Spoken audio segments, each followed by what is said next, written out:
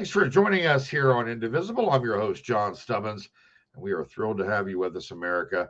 This is the show we put God, family, and country first, and we will always tell you the truth because that's what matters. Real quick, I want to give a shout out. We've got our new coffee line up under the Pledge of Allegiance coffee line, which you can get at johnstubbins.com. Just go to johnstubbins.com right now. Every bag of coffee that you buy allows us to do our work in helping veterans and helping fight corruption, like with the Adam Schiff case that we're fighting right now, and news breaking on that as we speak, bringing it to you so that you can do something about it when you go out and vote for this election. It's extremely important, folks. And look, we've got to do something about it. Fraudulent voter fraud, bank fraud, mortgage fraud. These are all the things that he's involved with, and we've got to put a stop to it. So it's very important that you do your part and help us get that done. So we look forward to having you give us all that you can and getting it stopped. We're going to take a quick commercial break. We'll be right back with Lieutenant Governor Mark Robinson from North Carolina.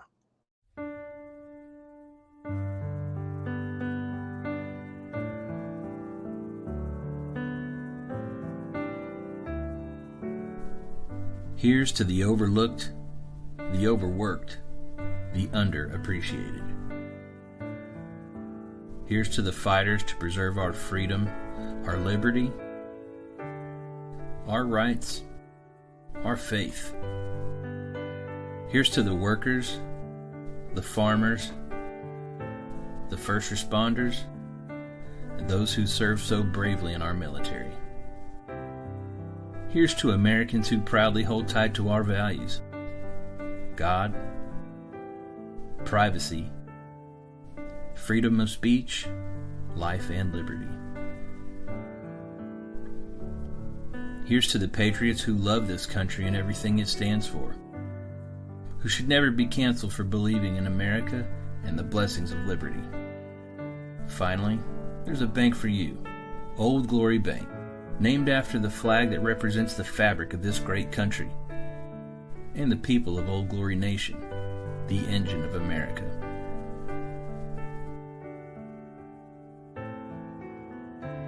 Now you have a bank that values your values.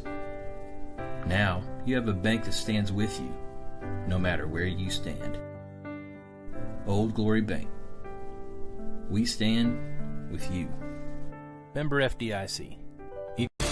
Hunter Nation is the ultimate we the people in the conservation community, holding our elected employees accountable to the hunting, fishing, trapping, freedom lifestyle that has brought wildlife back to the healthiest and most thriving condition in our lifetime. HunterNation.org is the epicenter for freedom and wildlife conservation in America. I am Hunter Nation. And we're back, folks. I want to bring on to the show my friend Mark Robinson. He is the Lieutenant Governor of North Carolina, and he is currently running for governor. How you doing, brother? I'm doing good. It's good to be here. Well, we are proud to have you, and we want to do everything we can to help you get over the finish line and get you elected down there. How's the race going? Race is going fantastic. We've had some change of leadership in the campaign, and the campaign is newly invigorated, motivated, ready to move on and get a victory here in November. Folks, make sure that you go to Mark Robinson 4NC. Again, that's Mark Robinson 4NC.com. That is his website. I've got it scrolling at the bottom so that you can write it down, put it into your phone so you don't forget. Make sure that you log into Mark's website, help his campaign, get out there and help him knock on doors, funding, everything that you can do. We're getting down to the last stretch here, and this is so important. We want to get Mark over the top. We've got to have him in office down there. Mark, what are you seeing on the ground? We're going to get into the flooding and the hurricane here in a minute, but what are you seeing on the ground right now as far as the actual race with your competition? Well, the bottom line is we still have huge energy in this campaign, and we still have we have tons of support everywhere we go. Every event that we go to, it is packed full, standing room only. A lot of these places are running over with people. There are people outside of the venue waiting for us. I mean, just the energy is electric with our campaign right now. We continue to move forward, and these folks know that we definitely not only have a pathway to victory, but we have a likely victory. And so the campaign is going very well. Well, that's good to hear. And by the way, I want to just give you a shout out. Even though I'm not from North Carolina, I've been spending a lot of time in North Carolina with a lot of your constituents and doing what I can down there when I can. They've got me spread pretty thin, Mark. I'm in all 50 states right now, and Good. I happen to run into you. Thank God, up in Milwaukee. Yes. We were at the NC delegates breakfast up there, but you know how it is when you're spread thin, and Sure. It makes it tough. But I want to show, because this is very important here. I want to show some of this footage. This is really important. What's going on here? Where are you? Is this Asheville? No, I believe that was the first shot. We were at a plant there up in Western North Carolina that makes most of the IV bags for the country. And sadly, that the roadway was destroyed there. And that plant's going to be shut down for a while. But all of these shots that you're seeing now, these are all Western North Carolina shots where we visited people, visited sites, delivered goods, you name it. We've done so much up there over the last couple of weeks. The work has been incredible, not only out of my office, but the Franklin County Sheriff's Office, who we coordinated with, and with the people on the ground who were helping us. Well, I want to thank you. I know that the people of North Carolina want to thank you for all that you did just to be there and to provide assistance. It means a lot, and people take that for granted sometimes, but it's a big deal. And kudos to you and your staff for getting out there on the ground and getting it done for the people of North Carolina. Well, absolutely. To date, we've delivered around 5 million pounds of goods, water, and the essentials. We're trying to work as hard as we can right now to get those folks ready for winter. But we were bound and determined that we were not going to just sit around and wait for orders from the governor or anyone else. We knew our neighbors needed help, and we knew there were other neighbors that were willing to go and help them. And so we organized them as best we could, which turned out to be fantastic.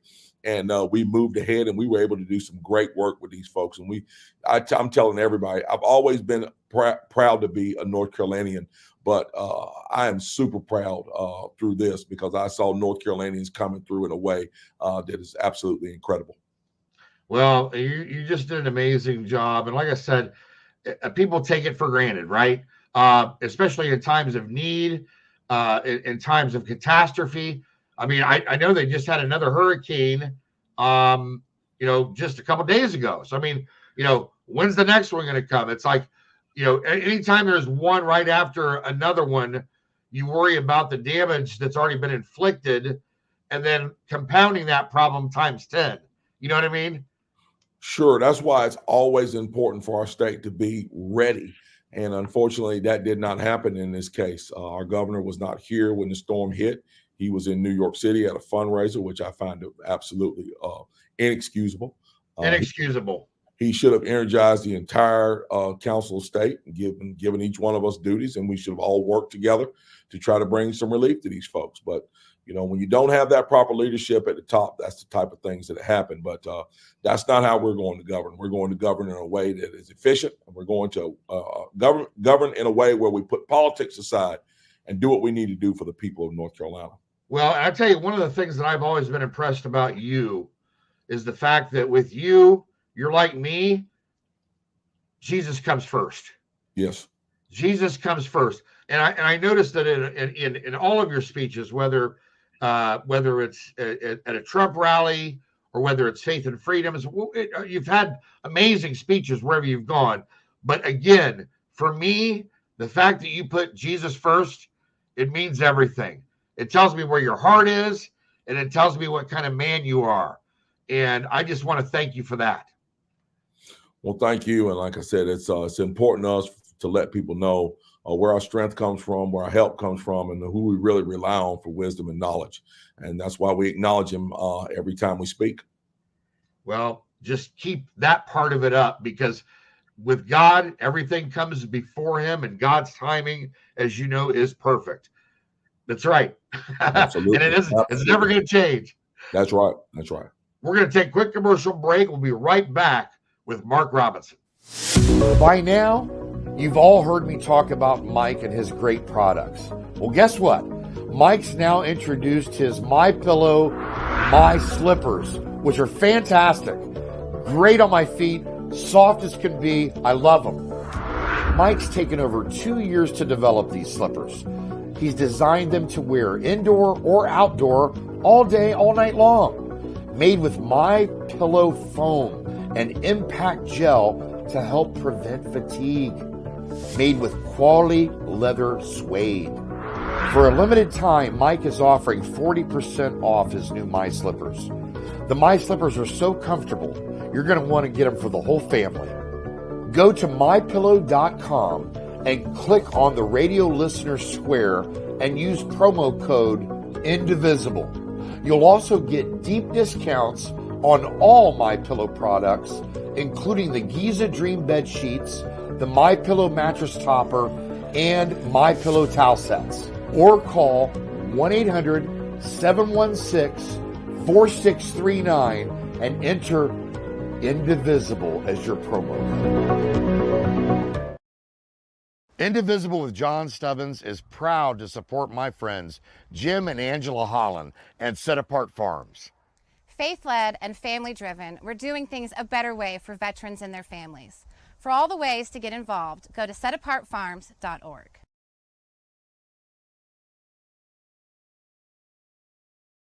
And we are back with Mark Robinson. Mark, I had a quote from you. People should be able to run a business without reprisals. I love that, because it hits to the heart of the matter, doesn't it? It does. It hits straight to the point about what we talk about in this campaign. And we've been laser focused on the issues in this campaign. And for me, the issue just simply boils down to what the governor actually does. We talk about our economy and our education system being two very important things. But when you look at the economy, the economy is built on 5 pillars: public safety, public education, healthcare, infrastructure, and housing. That should be important to the governor, because the governor is the person who appoints the people over those agencies.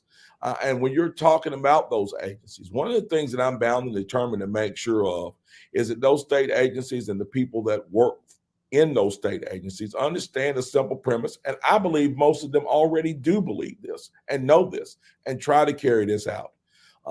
It's just a simple premise that they don't work for the state of North Carolina. They actually work for the people of North Carolina. Another thing that we need to ensure inside those state agencies is this.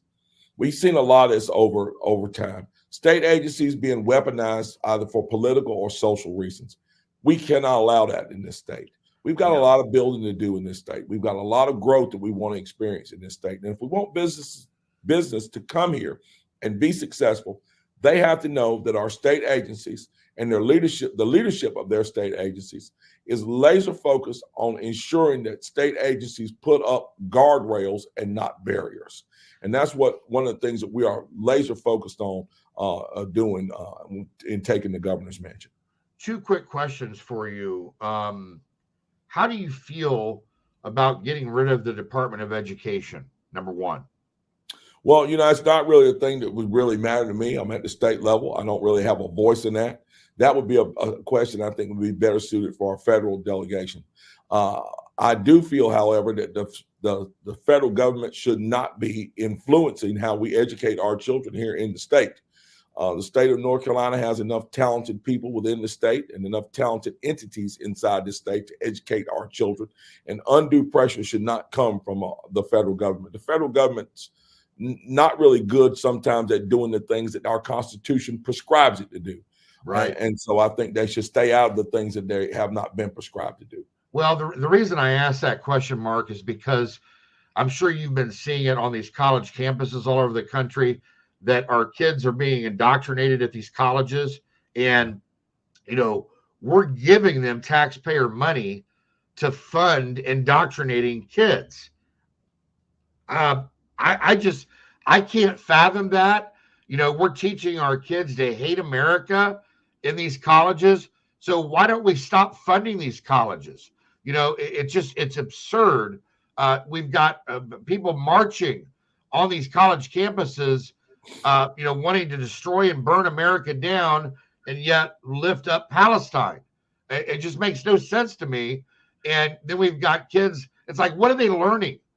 What are they learning? I mean, what is the degree that they're getting, that's allowing them to go out into the workforce and be productive, more productive than, say, an electrician or a plumber or something that you can do with your hands that you can really make good money at, and you don't have to waste $200,000, $300,000, $400,000 on a degree that's worthless. It just burns my blood. Well, one of the things that I found in this whole thing, you mentioned a phrase, you said that they're teaching children to hate America. One of the things that I have found and one of the things that I've discovered is this. I look at people who come to this country from other nations, and they come here, and oftentimes they outpace the native people that live here, the people who have been here their entire lives. And then when you take a deep dive into that, you find something that is quite interesting. You find that these foreign-born people who were not born here, did not grow up in our system, by the time they get here, they know more about our system than many of the average citizens do. They have studied our system, how it works, and how they can work it. So when they get here, not only do they succeed at a high level, they love the country. And the thing that I'm finding is this, and the thing that I believe is this: America is like a supercomputer. Having a supercomputer would be great, but you have to have an instruction manual. You have to be taught how the computer works. If not, it's just a giant paperweight that's going to make you confused.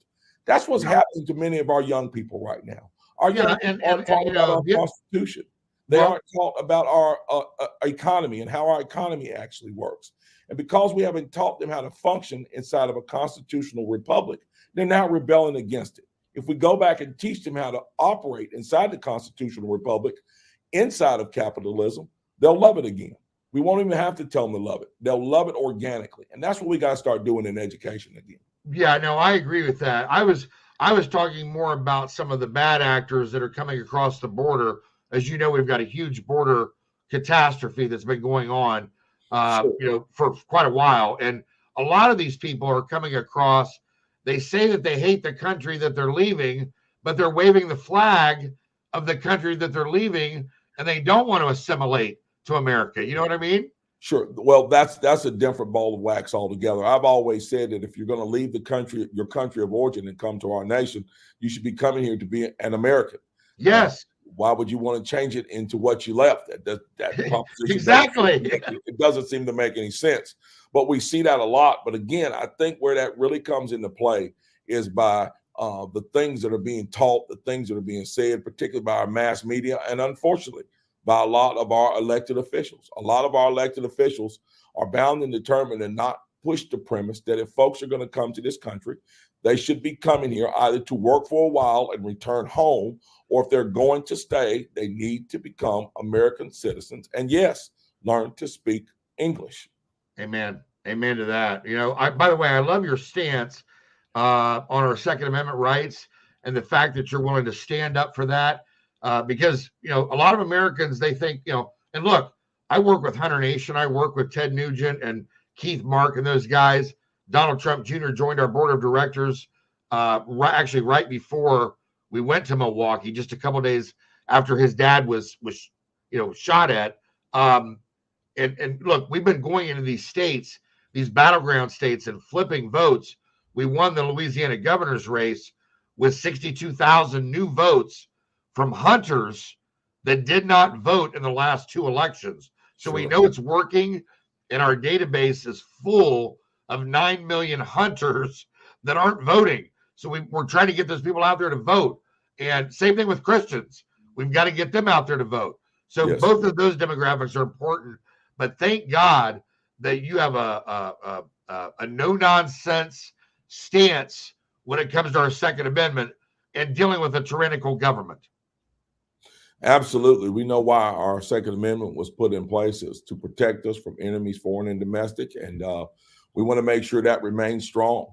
Whether it be the single mom who's walking home from her shift at the cafe, or whether it be the person living in rural America that may be in danger of some type of attack from some type of predator. Folks should always be able to be their first responders and have the ability to be able to protect themselves and have that right to bear arms. Yeah, no doubt about it. And again, please keep talking about that, because it's not going away. And for people like you and I, it matters. And we just need to keep that message going. Also, on the Trump economy, energy independence, the everyday issues, kitchen table issues for most Americans, gas prices, yes, grocery prices, clothing, whatever it is for our kids, for our families. We know where the prices were when President Trump was in office. I remember paying like $1.70 a gallon at the gas pump. I mean, look at where we are right now. It's absurd. Yes. It's the bottom line. It goes right back to what I said. The number one issue in this race is policy. Policy is the number one issue. Why was our border secure when President Trump was in office? Why were our enemies standing down overseas? Why was gas $1.78 a gallon? Why were groceries affordable? Why was interest rates low? Why was crime on the trend going down? Because of the policies passed by the Trump administration and his allies. The same story is true right here where I am in North Carolina. In North Carolina, we went from being billions in debt to the federal government to having a $5 billion surplus, to being the number one business destination in the nation for 2 years and now number two now. Why did that happen? It happened because of the policies passed by conservative Republicans. This is what this race is about. Policies that work and policies that don't.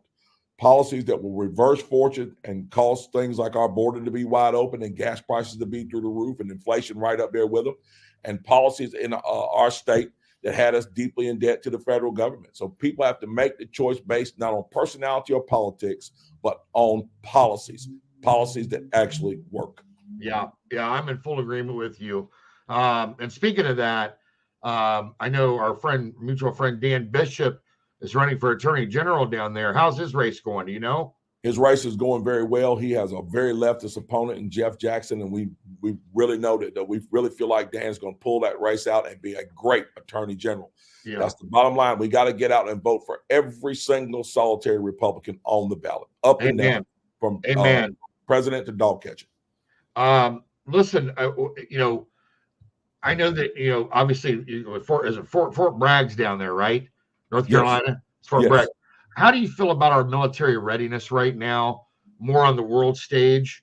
I know that's probably off topic as far as North Carolina goes, but yet it's not. It's, there's a lot of people that are concerned on the world stage with what's going on in the Middle East, us getting dragged into that. Obviously, what's happening with China and keeping our eyeball on them. It's really kind of an off balance time, and our numbers are down in the military.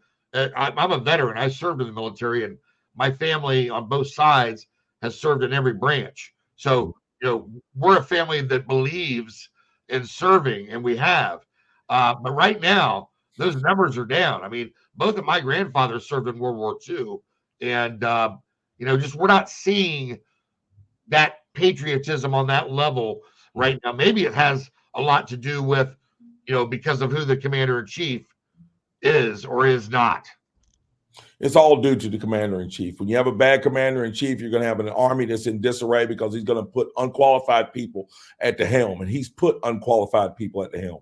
All you have to do is look at the debacle in Afghanistan, the terrible withdrawal from Afghanistan. It points you right in the direction of why our military is in the shape that it's in right now. It's in the shape that it's in because of poor leadership at the very top, and it starts with President Biden. Here in North Carolina, we had the same situation. A major storm about to hit North Carolina, and our governor wasn't in town, and he only responded by allowing 179 of our great men and women of the National Guard to be deployed. 179. Florida sent 1,700. Georgia sent 1,500. Right. He had 179 on the ground. It goes back to leadership. When you have poor leadership at the helm, you have poor results on the ground. That's just inexcusable, Mark. I mean, that is inexcusable, and he needs to be held accountable. And the people of North Carolina, you need to hold him accountable, because he hasn't done jack. He has not done jack for the state of North Carolina. And I'm telling you, it is time for change.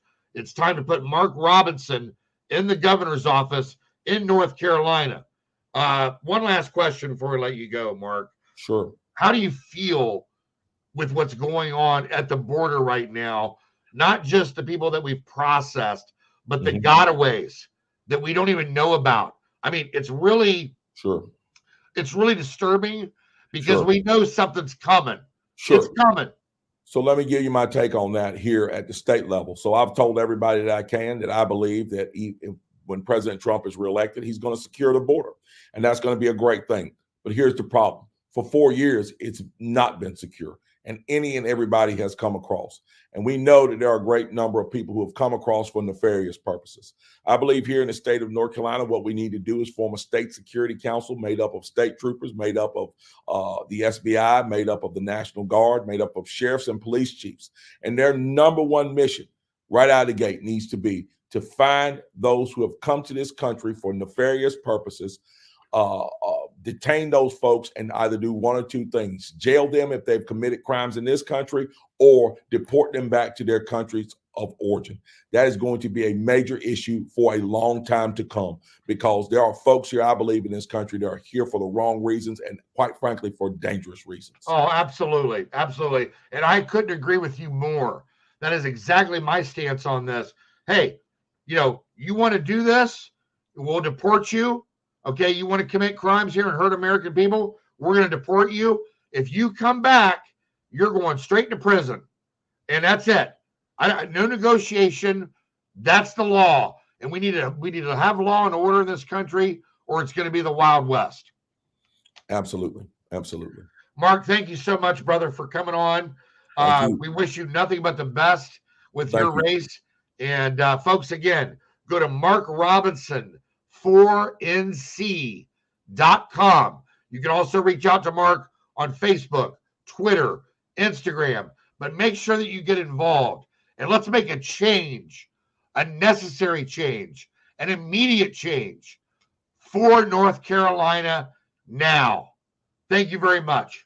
Thank you, sir. It's a pleasure to be here. We'll talk to you soon, brother. Thank you. We're going to take a quick commercial break, and we will be right back. Big news, America. Mike is bringing back the pillow offer for just $29.98. They're the softest pillows. They don't go flat. Wash them and dry them as many times as you like, and they still keep their shape. And they're made in America. Mike is offering his premium My Pillows at his lowest price ever. Queen size for $29.98, regularly $69.98. That's a $40 savings. And king size, only $5 more. Go to mypillow.com and enter the promo code INDIVISIBLE for my show, or call 1-800-716-4639 and give them the code INDIVISIBLE for my show, and you're going to get huge savings. Folks, we are back. A great show tonight. I want to thank Lieutenant Governor Mark Robinson down in North Carolina for coming on the show. We were thrilled to have him, and it was a fantastic show. God bless you. God bless your families. God bless America. We will